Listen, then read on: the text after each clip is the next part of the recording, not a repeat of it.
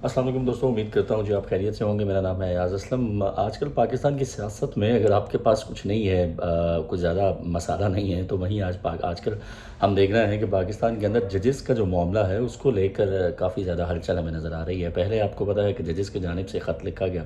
और इस ख़त ने काफ़ी हलचल रखी। उसके बाद गुज़श्ता 1 से 2 रोज़ से हम ये देख रहे हैं कि जजेस को ख़त मिलने का सिलसिला जो है वो शुरू हो गया है। और इस ख़त के अंदर जो है कौन सी तंजीम है जिसने ये ख़त लिखे हैं, इन ख़त का बुनियादी मकसद क्या है, आज की वीडियो में हम इसी हवाले से जो है वो गुफ्तगू करेंगे।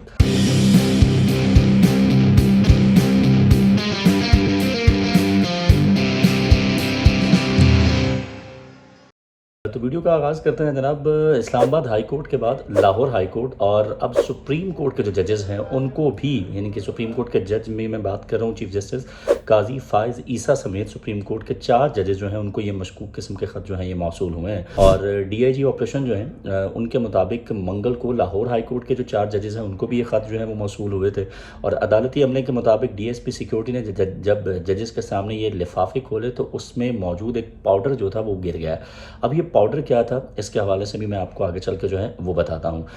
गुज़श्ता रोज़ हमने देखा कि इस्लामाबाद हाई कोर्ट के जो 8 जजेस हैं उनको भी ऐसे ही ख़त मौसूल हुए थे जिनके लिफाफों में मुबैना तौर पर एंथ्रेक्सिस पाउडर जिसको कहा जाता है, ये पाउडर जो है ये मौजूद था। अच्छा, इस हवाले से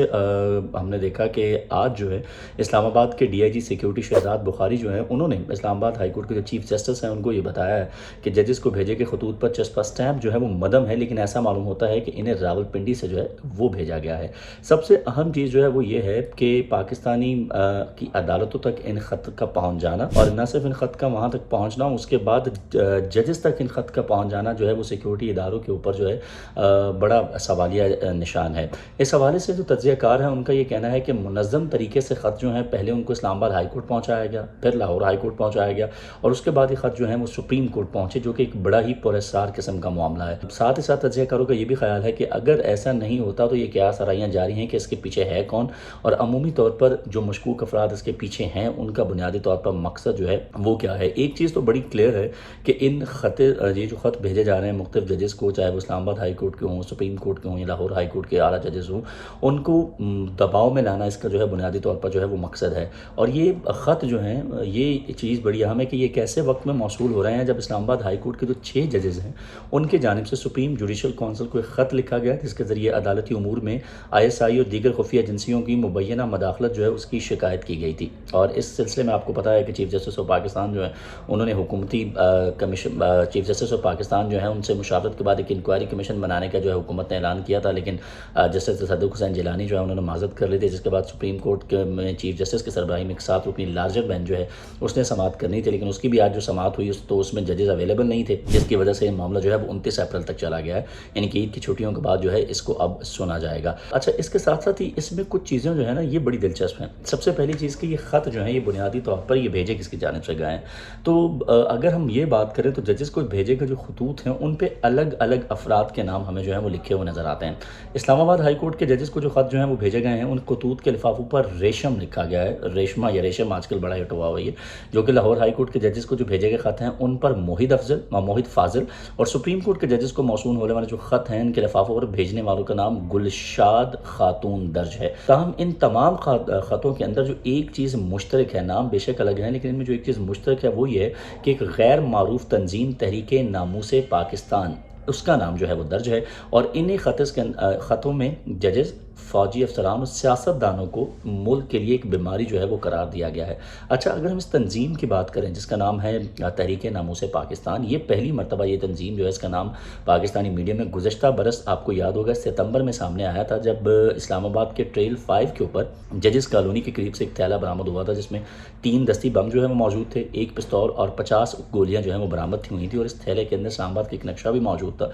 जिसमें इस्लामाबाद की जो अहम इमारतें हैं उनके बारे में मालूमात जो हैं वो दर्ज थी। इसके साथ साथ एक ख़त भी पुलिस और बम डिस्पोजल स्क्वाड को मिला था जिसमें तहरीक नामूसे पाकिस्तान का नाम दर्ज था, और उनकी जानिब से सुप्रीम कोर्ट के जजों और पाकिस्तानी फ़ौज के अफसरान जो हैं उनको धमकियाँ जो हैं वो दी गई थी। और इस तंजीम ने पाकिस्तान में कभी भी किसी हमले की जिम्मेदारी जो है वो कबूल नहीं की है, तमाम इस तंजीम का नाम जो है वो पाकिस्तान की जानिब से वो कलअदम करार दिया गया है, और जो करार दी गई है कलअदम तंजीमें उसमें भी इस तंजीम का नाम जो है वो शामिल नहीं है, और ना ही ये मुल्क में शिद्दत पसंदी पर नज़र रखने वाली तंजीमों और अफराद के बारे में इस हवाले से कोई भी मालूमात जो है वो मौजूद है। तो ये बड़ा हम सवाल है کہ یہ جو تحریک ہے یا یہ جو تنظیم ہے جس کا نام ہے تحریک ناموس پاکستان، آخر یہ ججز کے پیچھے جو ہے وہ کیوں ہے؟ مجھے اس میں نا وہ ایک فلم یاد آ رہی ہے، اگر آپ نے وہ بھارت کی جو فلم دیکھی ہو جس میں اکشے کمار جو ہیں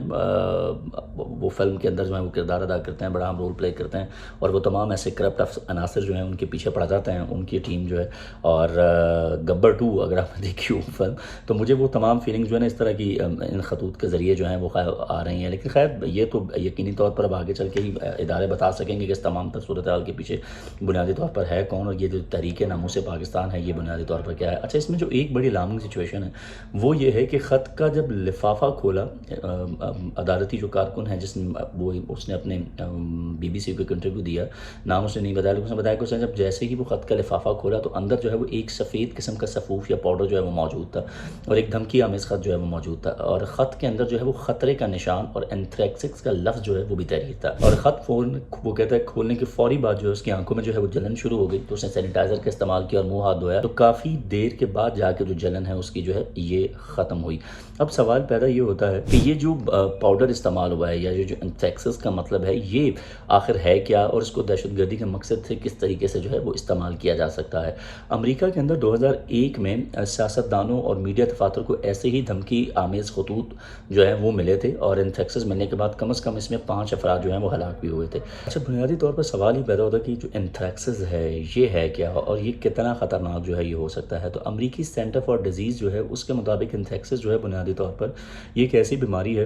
جو کہ ایک بیکٹیریا کی وجہ سے جو ہے وہ پھیلتی ہے، اور قدرتی طور پر یہ والا جو بیکٹیریا ہے یہ زمین کے اندر پایا جاتا ہے، اور اس بیکٹیریا کی وجہ سے عموماً پالتو اور جنگلی جانور جو ہیں وہ متاثر ہوتے ہیں، اور انسان بھی متاثرہ جانوروں یا ان سے تیار ہونے والی جو مصنوعات ہے اس کی وجہ سے یا اس بیکٹیریا سے جو ہے وہ متاثر ہو سکتا ہے. تاہم یہ بیماری جو ہے یہ وبائی نہیں ہوتی ہے، یعنی کہ متاثرہ مریض سے کسی دوسرے کو نہیں پھیلتی ہے، تاہم جس کو یہ لاحق ہو جاتی ہے اس کے لیے یہ جان لیوا جو ہے وہ ضرور ثابت ہو سکتی ہے، جس میں آپ کو بخار ہو سکتا ہے، چھاتی میں تکلیف ہو سکتی ہے، سانس لینے میں جو ہے وہ مشکل ہو سکتی ہے، کھانسی ہو سکتی ہے، اور سر درد، زیادہ پسینہ آنا اور الٹیاں جو ہیں یہ شامل ہیں. اس کے علاوہ متاثرہ مریض جو ہے اس کو بھی اس میں شدید تھکاوٹ اور جسم درد کا جو ہے وہ احساس ہوتا ہے. اگر اب اینتھریکسس کے بطور ہتھیار استعمال کی بات کرتے ہیں تو اس کو ثبوت جو ہے سب سے پہلے ہمیں عالمی یعنی کہ ورلڈ وار 1 کے اندر جو ہے وہ ہمیں ملتا ہے. جرمنی اس نے جانوروں کے خلاف اس کا جو ہے وہ استعمال کیا تھا، تاہم پہلی عالمی جنگ میں مخالف فوجیوں پر اس کا استعمال جو ہے وہ نہیں کیا گیا تھا. تو اب اس کے بعد امریکہ اور پاکستان کے اندر اگر ہم دیکھیں تو اینتھریکسس کا بطور ہتھیار استعمال پہ بات کی جائے